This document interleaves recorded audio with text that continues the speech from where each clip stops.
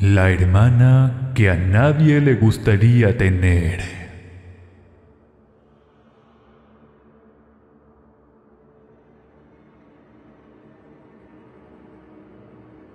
No hay mayor infortunio que tener dinero y ser miserable, egoísta, frío y envidioso. Pero cuando encima se es desconfiado, el ser humano es capaz de llegar a lo más profundo del infierno. Claudia era sin duda la mujer más detestable que haya pisado la tierra. Era déspota, engreída, grosera y pedante. Era capaz de golpear a su personal de servicio o a las personas que trabajaban para ellos. Insultaba y agredía a todos por igual sin motivo. Octavio, en cambio, de muy finos y buenos modales, amable, empresario y dueño de muchas compañías y empresas en la zona conurbada de la Ciudad de México. Era lo que se conoce como un pan de Dios. Le gustaba ser agradecido, y su carácter humilde le hacía ser una persona muy querida. A veces recordaba con gran pena cuando eran novios. Claudia era dulce, delicada. Quizás esas historias que la gente contaba, de que el dinero envilecía a las personas, eran verdad. Pero él nunca lo entendió. Él nació en una cuna de oro. Su familia por generaciones fue rica, y nunca supo que alguno de sus parientes fuera grosero o tratara mal a la gente. El problema no era ese. Claudia, en sus años mozos, era sin lugar a dudas la muchacha más bonita que haya visto la ciudad de Querétaro, pero tenía un oscuro secreto. Octavio era evidentemente varios años mayor que ella, pero era bastante atractivo, con mucho dinero y modales intachables. Ella apenas tenía 15 años cuando la conoció. En otro caso, se hubieran opuesto tajantemente a la relación. Sin embargo, la familia de ella estaba en serios aprietos financieros, o eso es lo que ella le hizo creer. Sus padres no tenían más opción que aceptar y bendecir la relación. Nadie sospechaba que la razón por la que accedieron era muy diferente, pero la intención era buena. Él nunca hizo algo con mala intención. Por el contrario, lo que sentía por la chica era amor verdadero, y no notaba que Eva, la hermana menor de Claudia, era quien en verdad se había enamorado de Octavio. El enredo era bastante escandaloso, por lo que se casaron inmediatamente, mudándose a la Ciudad de México, donde los problemas comenzaron desde el inicio. Claudia sacó el cobre al momento de verse libre de las ataduras de sus padres. Era mandona, gritaba por todo, hacía las cosas de mala gana. Eso sí, gastaba verdaderas fortunas en fiestas, vestidos, regalos para sí misma. Se volvió tacaña, criticona, menospreciaba al personal de servicio. Y ni se diga que faltara algo en la casa, pues iba hasta la oficina de Octavio para reclamarle la falla, sin importar que éste tuviera una junta importante, o que estuvieran sus socios presentes. La angelical belleza ocultaba el alma de Judas detrás. Octavio pensó que posiblemente con el paso del tiempo, las cosas mejorarían. Trataba de entender a su mujer. Se imaginaba que haberla alejado de sus familiares le había causado alguna especie de temor o tristeza, y esa era la forma de hacérselo notar. Por ello le toleraba todo. Realmente la amaba y estaba muy enamorado de ella. Sin embargo, los años pasaron. El carácter de la mujer no fue sino empeorando cada vez más, al grado que no dejaba que Octavio la tocara. De hecho, él no recordaba la última vez que estuvieron juntos. De hecho, no recuerda que hayan tenido intimidad más que una vez, y no fue una buena experiencia para ninguno de los dos. Los años comenzaron a marchitar no solo la piel de Claudia, sino su ya de por sí ennegrecido corazón. Un 30 de abril, como festejo para el Día del Niño, Octavio permitió a sus empleados asistir con sus hijos al trabajo, si así lo deseaban. Las labores iban a ser relajadas. Hubo payasos inflando globos de muchas formas y colores, pastel, pizza, golosina y regalos. A nadie le importó quedarse 2 horas más en el trabajo, pues el jefe se había lucido con el evento. Sin embargo, Claudia sí protestó, pues sin permitir al asistente personal de su marido explicarle el motivo de la música y el ambiente festivo, le colgó la llamada y se hizo presente en la oficina, armando un vergonzoso escándalo, al grado que Octavio tuvo que pedir a todos que se tomaran el resto del día. La mujer enardecida le reclamaba Dios sabe qué cosas, sin permitirle al empresario explicarle. Octavio simplemente resopló y fue el acabose. Claudia le dio una cachetada que hizo que todos los empleados que habían quedado rezagados salieran corriendo despavoridos. La segunda cachetada fue detenida en seco por la firme mano de Octavio. Eso bastó para que esa misma tarde lo detuvieran los agentes de la fiscalía por violencia doméstica. Al ser una persona que nunca en su vida tuvo problemas con la ley, y al ver que la señora realmente no tenía lesiones de ninguna clase, le dejaron libre. Sin embargo, hay algo que Claudia olvidó. La vergüenza se quita, pero el estigma de un falso testimonio, jamás. Omar, el abogado de Octavio, le aconsejó que mantuviera un perfil bajo, que no contrademandara hasta que fuera un caso severo, porque probablemente eso iba a llegar a mayores. Octavio estaba apenado. Nunca en su vida lo habían humillado tanto. Se fue a casa, y esa noche se quedó en su estudio, bebiendo un fino coñac mientras pensaba si se habría equivocado. Después de todo, Claudia no lo amaba.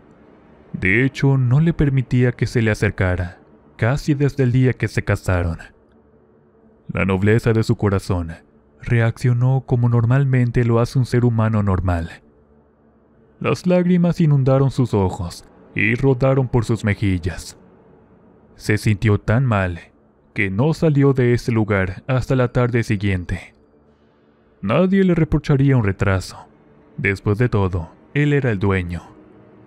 Deseaba con todo el alma desahogar su dolor y prefirió que nadie lo viera. Lo hizo como todos los hombres deben hacerlo, en secreto para no dar especulaciones ni cosas de qué hablar. Esa tarde se bañó. Curiosamente, su asistente llegó por él, con algo que le preocupó mucho. Al ir a recoger su correspondencia, el encargado del correo le entregó varias cartas que habían sido devueltas al remitente. Todas pertenecían a la familia de Claudia, especialmente a Eva. Las cartas estaban llenas de calor familiar, preguntando cómo estaba, si estaba bien, si podría darle su número de contacto. Además, cosas cotidianas que se cuentan los familiares, como que tal prima se casó, que otro esperaba a su segundo hijo. Eso era extremadamente raro, pues Claudia fue quien afirmó que su familia no quería saber nada de ella, incluso culpando a Octavio por ese asunto. El magnate se llevó la mano a su encarecida pero elegante cabellera. El sudor perlaba su frente. La resaca y la presión de enterarse de tal acontecimiento le llegaron de súbito. Le pidió a su asistente que hiciera reservaciones para ir esa misma tarde a Querétaro, mientras le dijo a la doncella que estaría en una reunión en una planta de metalurgia en Hidalgo, a donde desviaron su buzón. Todo estaba planeado. Haría una visita urgente a la familia de su esposa, y ella nunca debía enterarse. Al llegar a la comunidad donde viven sus suegros, encontró las cosas muy descompuestas. Todo era un caos. Estaba derruido, casi en el abandono. Don Santiago, su suegro, salió a recibirlo. Con mirada desconfiada iba a reclamarle, pero supo por su visita que Claudia finalmente había sacado las uñas. Entre Octavio y su ayudante sacaron hieleras con bebidas, mucha comida y algunas otras cosas que llevaron, y le dijo a su suegro muy seriamente: «Tenemos que hablar». Don Santiago agachó la mirada y asintió. Antes de comenzar, quiso cerciorarse de un detalle muy grave con su banco. Él había destinado un fideicomiso para los estudios de Eva, así como unos ahorros para don Santiago y doña Eva, para que construyeran bien la casa y tuvieran lo suficiente siempre. El banco le confirmó sus sospechas. Al tener sus bienes mancomunados, Claudia puede disponer de varios recursos de su marido, sin necesidad de su firma. Solamente sus cuentas empresariales están bajo varios filtros de aprobación.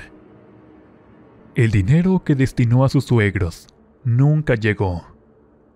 Doña Eva se sinceró con Octavio.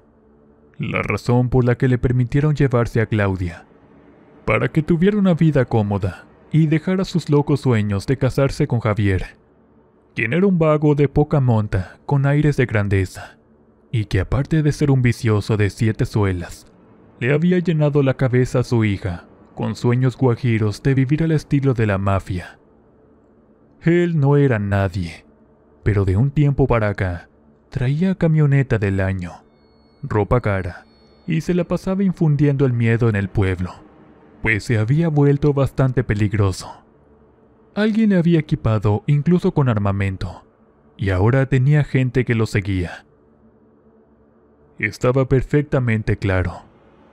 Omar simplemente miró a su patrón con ojos de tristeza, mientras que Octavio, agachado casi hasta el piso, se deshacía en llanto. La familia no tenía la culpa de que ella tuviera el alma podrida. Por eso era que despreciaba a todos. Eso lo aprendió de Javier, y como si las cosas no fueran lo suficientemente torcidas, los vio muy abrazados en la plaza del pueblo. Ella nunca replicaba las salidas lejos de su marido, pues aprovechaba para verse con su amante a escondidas. Omar aprovechó para sacar varias fotos. El asistente y abogado de Octavio necesitaba las pruebas necesarias para poder solicitar el divorcio. Así el juzgado no tendría motivos para cuestionar, ni alegatos para denegarlo. Doña Eva y la misma Eva le dijeron que tuviera cuidado. Claudia se ponía bastante agresiva si no obtenía lo que quería. Le entregó a su suegra un buen fajo de billetes y le dijo que no se preocupara, que todo se iba a resolver. Omar preparó la demanda y como tal, todo salió según sus planes. El juez no tuvo objeciones. Declaró el divorcio factible, cancelando la cláusula de mancomún, pues el acuerdo conllevaba una clara infidelidad de años. Claudia enloqueció naturalmente, al grado que esa noche la tuvo que pasar en los separos. A la mañana siguiente, llegó Javier con Claudia. El maleante miró con ojos de odio a su rival, pero Omar siempre traía consigo algo con que defenderse, por lo que le advirtió a Javier pensarlo bien antes de hacer algo estúpido. Claudia maldecía e insultaba a Octavio, pero este simplemente la ignoró. Le pidió que aprovechara el tiempo para sacar sus cosas, mientras 3 patrullas de la fiscalía llegaron para cerciorarse que todo estuviera en orden. Claudia se detuvo antes de salir de la vida de Octavio para siempre y le dijo: «Te vas a acordar de lo que me hiciste, y te va a pesar que lo que suceda será solo culpa tuya». Octavio tragó saliva. Sabía de buena fuente que esos dos estaban locos y que podrían hacer algo realmente estúpido. Octavio, como prometió, se hizo cargo de sus suegros y de los estudios de Eva, que había decidido estudiar en una escuela religiosa, donde sería monja. Todo iba bien. Vieron la camioneta de Javier cerca de la oficina de Octavio, por lo que le pusieron mucha seguridad, a tal grado que lo atosigaba. Sabía perfectamente que la amenaza de Claudia no era vacía, que ella buscaría la manera de vengarse, de hacerlo sufrir de una manera tan grande que lo orillaría a sacar la peor parte de él. Pero no sabía cómo, no sabía cuándo. Se sofocaba que los guardias no lo dejaran ni a sol ni a sombra. Finalmente, las manos comenzaron a temblarle cuando una invitación llegó una tarde a su oficina. Eva se iba a graduar y a la semana siguiente se iría al convento de Santa Gertrudis. Miró a Omar y este, como adivinando el pensamiento de su jefe, preparó todo para viajar a Querétaro esa misma noche.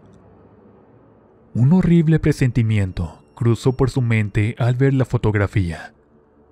Eva posaba sola en el patio del colegio, pero había un detalle en la foto, algo casi imperceptible. A lo lejos miraba la camioneta negra de Javier. Omar alistó a los guardias. Partirían de inmediato. A pesar de los esfuerzos, el clima, el tráfico, la distancia y el tiempo, o cualquier otra de las circunstancias, no pudieron llegar a tiempo. En la casa de la familia no se celebraba una graduación ni una fiesta. La casa estaba quemada. Grandes agujeros denotaban que había sido un ataque con toda la hazaña, malicia y la intención de hacer mucho daño. El dolor que sintió Octavio, pocas personas lo hemos experimentado. Respiras profundo, pero el aire se niega a salir, lo que hace que te trabes, te ahogues. Es una punzada muy intensa en el pecho. Omar abrazó a su jefe y le dio un golpe en el pecho, para que liberara todo lo que traía dentro. Los vecinos le hicieron el favor de comunicarlo con los agentes que llevaban el caso. Estos le condujeron a la morgue para identificar los restos. La espantosa escena rompió algo dentro del corazón puro y bondadoso de Octavio. Los viejecitos estaban muy mal. El forense le dijo que sí podía continuar. Le anticipó que no debería ver cómo había quedado Eva. Pero Octavio insistió. Era su único familiar. La chica sufrió varias lesiones internas. La ultrajaron en repetidas ocasiones, además de ser quemada con alguna clase de objeto al rojo vivo en sus atributos femeninos. Golpeada, y finalmente le dieron 9 tiros. Quien hizo eso se aseguró de que ella sufriera lo indeseable. Lo peor de todo, señor Octavio, la niña Eva no falleció inmediatamente. Le tuvimos que inducir el coma, debido a que el dolor era demasiado. El doctor suspiró profundamente y se limpió una discreta lágrima. La chiquilla agonizó por más de 9 horas, hasta que la policía y emergencias llegaron. Octavio sangraba profusamente de boca y nariz. Sus ojos hervían de cólera. Gruesas lágrimas bajaban por su rostro, y sus uñas se enterraban en sus manos por la fuerza con la que sus puños se apretaban. El dolor, la rabia y el enojo habían sido demasiados. Al ver a Eva tendida en tan lamentable e inhumano estado, cayó de rodillas. No podía creer tanta maldad, tanta crueldad y vileza en un ser humano. Pidió un momento a solas con sus familiares políticos. Estuvo un largo rato con ellos. Finalmente, al salir, le pidió a Omar que investigara todo cuanto pudiera acerca de sus clientes de peor reputación. Entre ellos había de haber alguien capaz de una maldad igual o peor a la de Claudia. Efectivamente, un cliente insistía en obtener una vieja acerera. No valía nada, pero él la quería para deshacerse de su basura, por decirlo de alguna manera, pero de forma legal y que nadie hiciera preguntas. Pidió una cita con él en el más absoluto secreto, por lo que solicitó el retiro de los agentes a partir de esa fecha. El cliente era un afamado capo que ocupaba esa propiedad para desaparecer ciertas evidencias de forma discreta. Te regalo la fábrica, pero quiero a cambio protección y un gran favor. Octavio fue tajante y al grano. Al mafioso le fascinó la idea, y se le hizo justo el motivo de Octavio para pedirle semejante favor. El líder mafioso tenía muchos contactos y le contrató guardias de primer nivel a Octavio. Planearon el movimiento con lujo de detalles. El odio, el rencor y el coraje no sacaron lo peor de Octavio. Simplemente su mentalidad como empresario le puso la idea de que era un negocio, nada personal. Lo peor lo guardaba para la inauguración del cementerio clandestino de su nuevo socio. El sábado en la tarde, a eso de las 3 de la tarde, se celebró la misa de cuerpo presente de la familia de Octavio. Sabían que la chacala andaría cerca. Todo parecía normal, aparentemente tranquilo. La procesión hacia el cementerio fue más solemne, respetuosa y silenciosa de lo habitual. Se sentía la tristeza y la desolación en el cortejo fúnebre. Ellos no tenían más familia. Él se hizo cargo de todo. Los vecinos le presentaron sus respetos y condolencias. Pero el plan comenzaba justo al irse la primer persona del camposanto. Tal como Octavio sospechaba, Claudia y Javier llegaron para burlarse e intentar profanar las tumbas. Pero nunca se imaginaron que de entre los sepulcros, varios hombres con armas de alto poder los estaban ya esperando. Claudia quiso protestar, pero una mujer de gran tamaño y carácter la cayó de una bofetada que la tiró al piso. «Cállate, maldita. El patrón quiere verlos, pero ya». El miedo se notaba en Javier, pero la insolencia y la arrogancia no permitían que Claudia se callara la boca. Al parecer, no entendía la gravedad del asunto, o simplemente no le importaba. El convoy cruzó el pueblo con total libertad, sin que nadie hiciera algo para detenerlos. Al llegar a la siderúrgica, Octavio iba a recibirlos, pero el mafioso le dijo que esperara. Primero les meterían miedo para ver su reacción. Los fieles seguidores de Javier aullaban y chillaban por misericordia en manos de los verdugos, que por encargo, según las palabras de Octavio, el mafioso ordenó que les hicieran lo mismo, pero ante Claudia y Javier. Este último suplicó clemencia a la primera. Sin embargo, Claudia reía como si no le importara.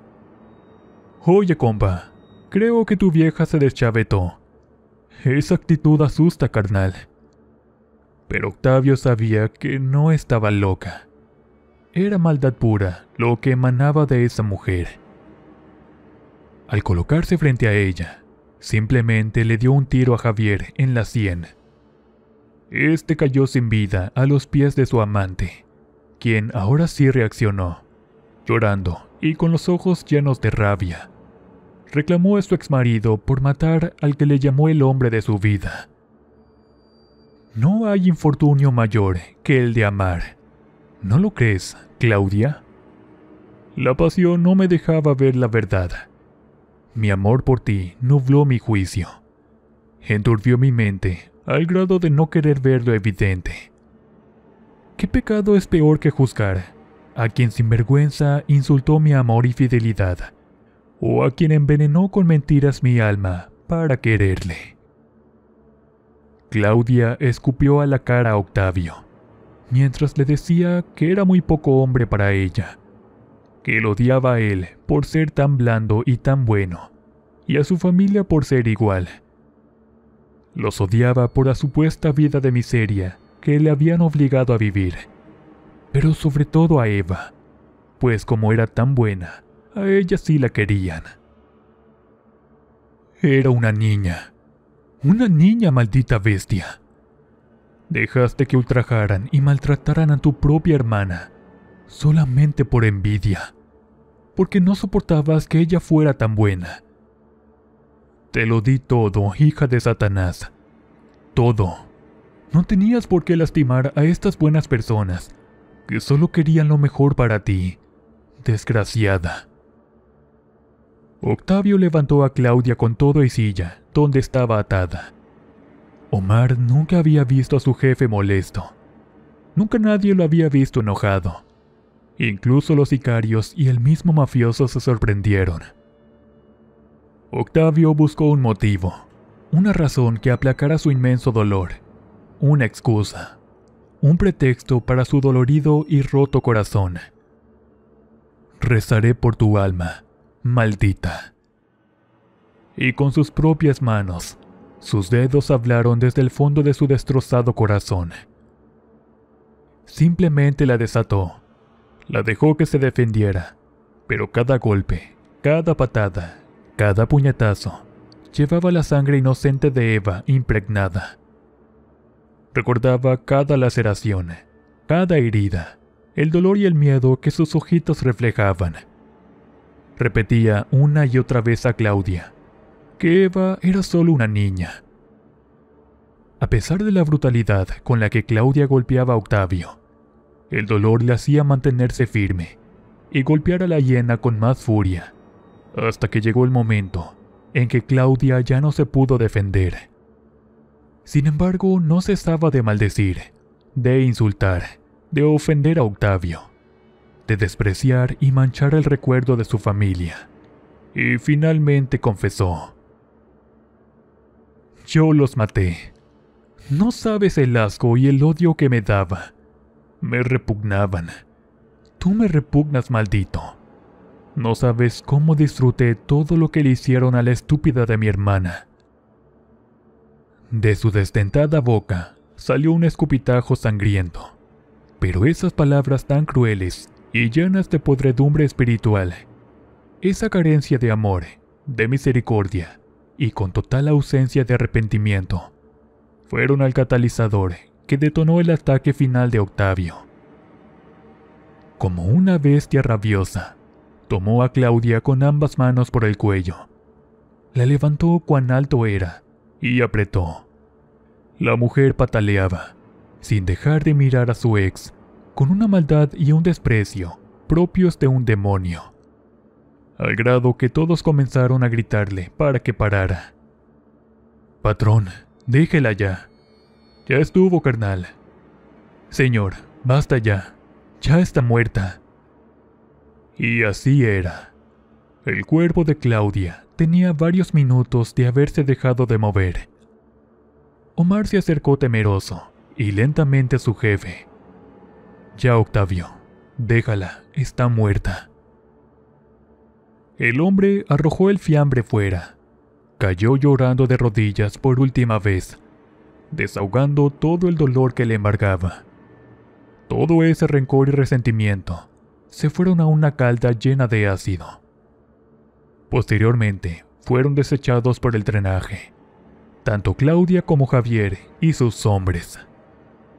Los mafiosos se deshicieron de todo lo que pudiera ligar a Octavio con la desaparición de esos bastardos.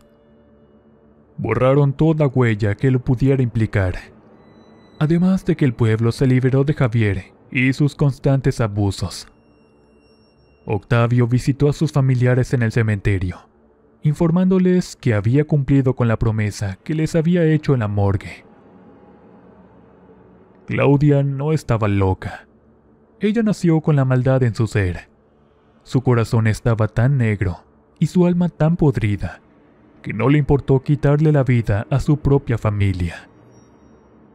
Octavio maldice su error, el error de haber conocido a Claudia, y se lamenta todos los días de su vida por las muertes de su familia.